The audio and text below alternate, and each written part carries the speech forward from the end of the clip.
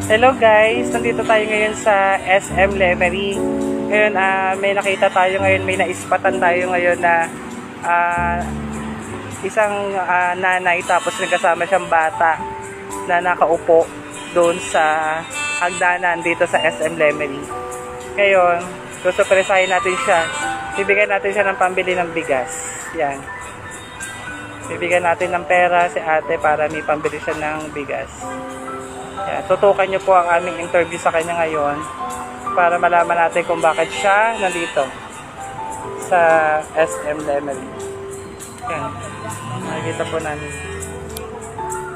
Nandito kami ngayon. Ngayon pupuntahan namin siya para tanungin kung anong ginagawa nila dito mag-iina sa may hagdanan ng SM Lemery.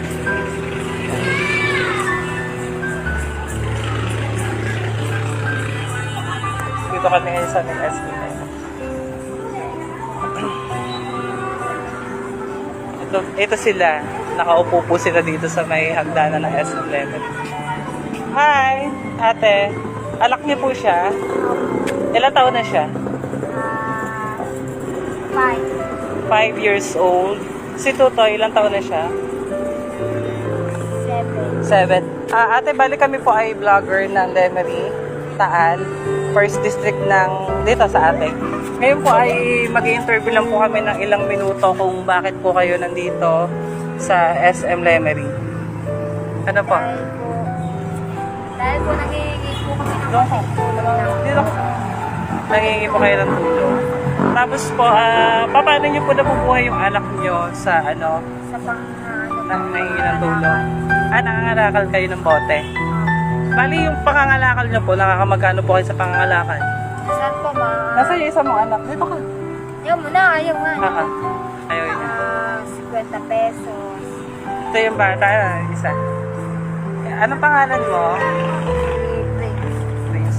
Bali, ate, nakita po namin kayo dito sa SM Lemery. Yan po, nasa SM Lemery po kami. Hindi na po natin papahabaan yung interview. Kami po yung maghahandog sa inyo ng kaunting pambili man lang nyo ng bigas. Ano po? Saan po kayo ngayon nauwi? Malayo po. Dito sa ano, dito sa Lemery din po or San Luis. Tapos po, yung halimbawa po, kapag po kayo nangangalakal ng mga bote at mga plastic, sige po.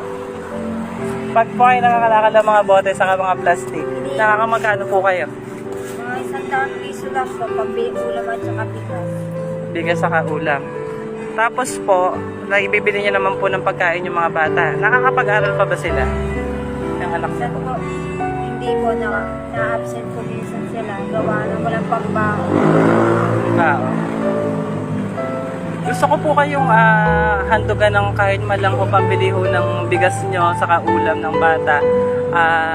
Tayo po ay nandito ngayon sa Lemery dahil nakita natin si ate na talagang parang malungkot ka kasi kanina.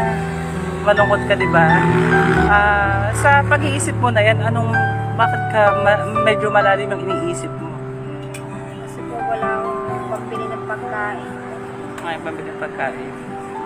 Tapos po, minsan po, hindi kayo kumikita sa pag-aano nyo ng ng... Wala akong nakita pong kalakal, hindi na po kami makakain ng maayos. Tutulog na.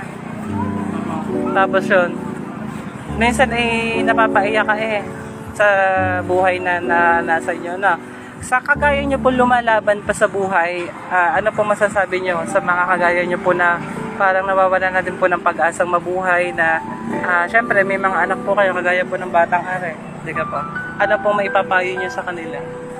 Sana po mag-aral po sila ng mabuti para po makaahon po sila sa ila.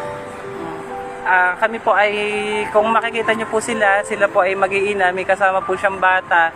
Kung makikita nyo po sila dito sa SM Lemery, sana po ay maabotan nyo po sila ng kahit po kaunti man lang na tulong para sa kanila.